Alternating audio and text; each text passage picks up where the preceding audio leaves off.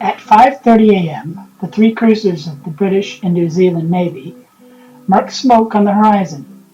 Commodore Henry Harwood orders the heavy cruiser Exeter, built in 1931, with six 8-inch guns, to investigate. Crash Bay, commissioned in 1936, had six 11-inch main guns. Thinking he was facing a light cruiser and two destroyers, and knowing that the British ships had a speed advantage, closed the distance, in a hope to damage the English ships before they got up to full steam. Exeter turned northeast, and Ajax, built in 1935 with eight 6-inch guns, and Achilles, built in 1933 with eight 6-inch guns, on loan to the New Zealand Navy, turned northwest to divide the German fire and its attention. It is easy to see why Langsdorff thought he was facing a light cruiser and two destroyers. The Exeter was only 8,000 tons and only classified as a heavy cruiser because of the caliber of those guns. The two Leander-class light cruisers were only 7,000 tons compared to the Graf Spey's 14,000 tons.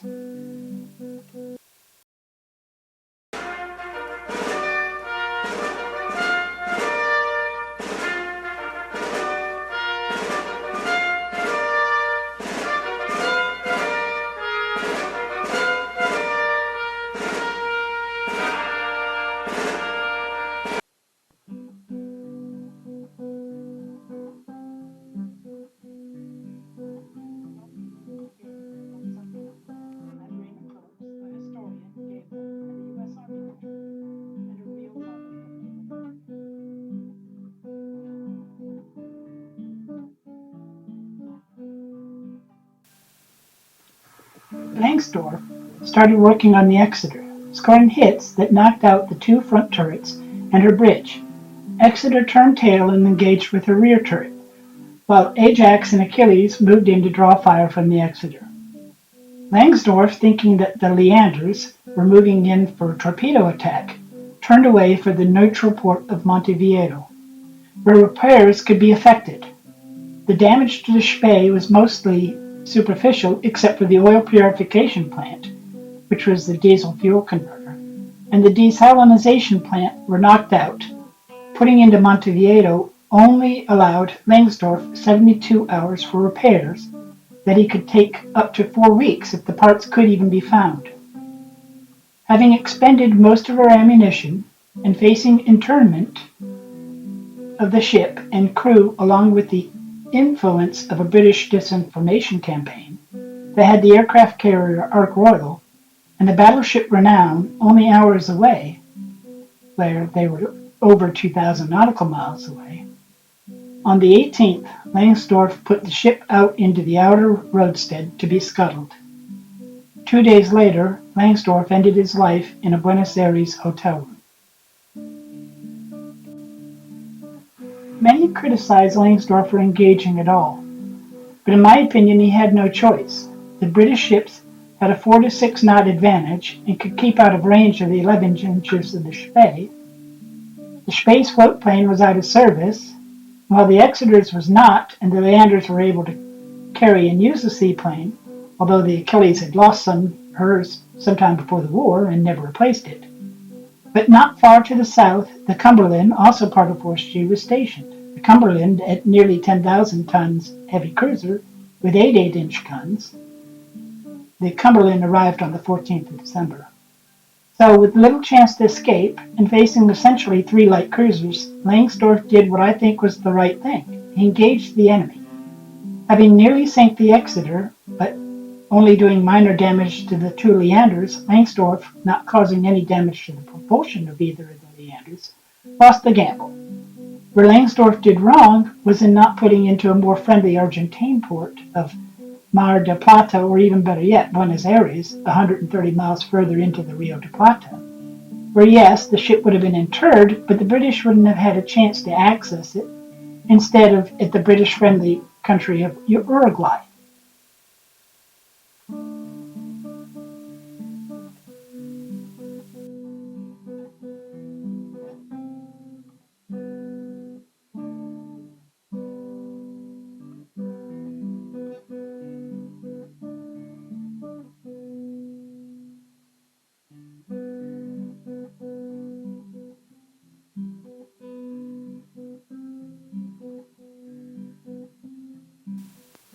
this episode, we will refight the Battle of the River Plain using the General Quarters 3, rule set by L.L. Gill with Any Harms, published by Old Dominion Gamesworks. General Quarters is a miniature rule set for naval warfare in the first half of the 20th century, published in 2006. The main reason I use General Quarters 3 is for its ease of play. General Quarters 3 is easy to pick up and run, while it is not the most accurate from a gunnery standpoint. Seekrieg has that beat by a mile. It is extremely playable, and I like how it handles aircraft, which came into its own in the 40s and is an integral part of naval combat during this time. While we won't need the air portion for the rules for this combat, they're essential for the two games I usually run at conventions, which is Taranto, the British attack on the Italian fleet, and Coral Sea, which we will cover in a later episode. The miniatures I use here I bought from Magister Millen in England and are from Figurehead Miniatures at 1 to 6,000 scale and were painted by me. What we need for the game is the combat charts, some 12 and 6-sided die, a measuring device in centimeters, ship's logs, and the figures. The game turn sequence is as follows. The damage control phase, attempt to repair, record damage from fires, flooding, and rule morale damage, and remove sunk ships. Tactical plot phase, record the game turn movement on the deck log, which we will not be using as we're only playing by ourselves, and you plot torpedo attacks at this time. The movement phase, move ships per deck log, lay smoke screens, and remove expired smoke. Dice for collision, lay mines, and resolve mine attacks, and pass tow lines. The torpedo attack phase, determine target ships, roll d12 for accurate spread, dice for damage. The detection phase, only for night and low visibility scenarios. Gunnery phase, fire star shells, fire a pair of main battery guns and secondaries, measure range, cross-reference range and gun size, adjust based on target size, roll for damage, and record it on the ship's log.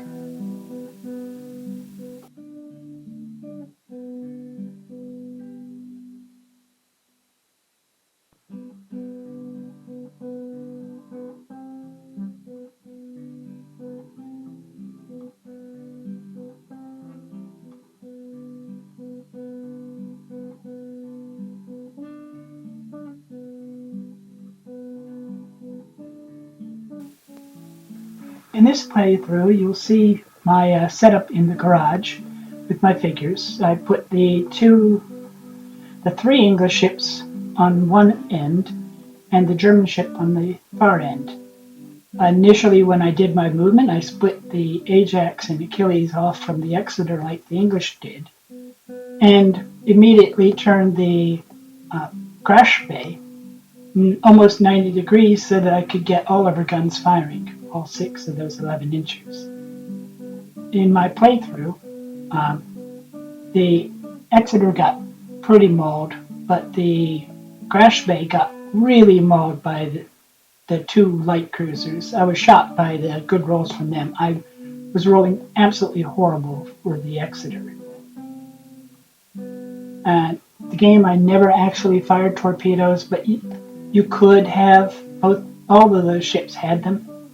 So I enjoy that rule set. Again, it's fairly simple, fairly quick playing. I used to play heavily the original General Quarters because, again, it was an even simpler rule set.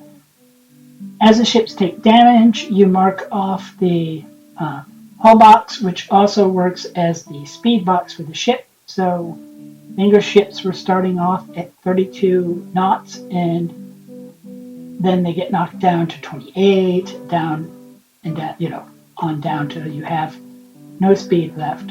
The rules, again, did point out the advantage of speed that the English had.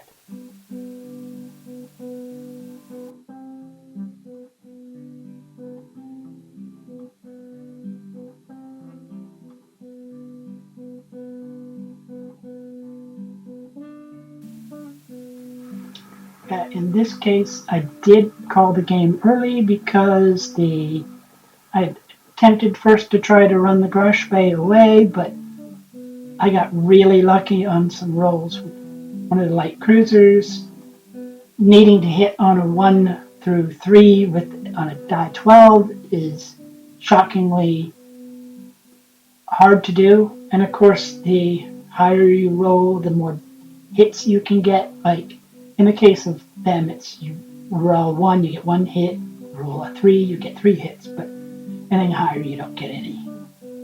So, and I got lucky on some mostly hull hits rather than wasted shots. There are some like hit the float plane.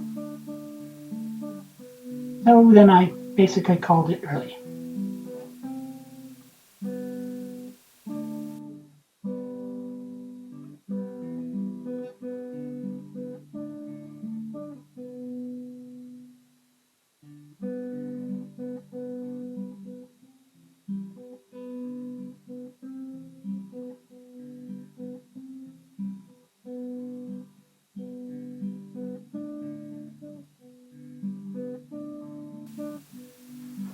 I hope you like this little look at the Battle River Platte. If you do enjoy my videos, please put a like, subscribe, and maybe even a follow. Hit the bell button. And hopefully I'll be doing a few more before I get tired of this. I'm hoping that the convention season will open up again where I'll be able to actually go to a convention and do some interviews and show off some of the really good games that we have at our conventions here at HMG South. Thank you once again, and look forward to you guys seeing another one of my videos. Good night.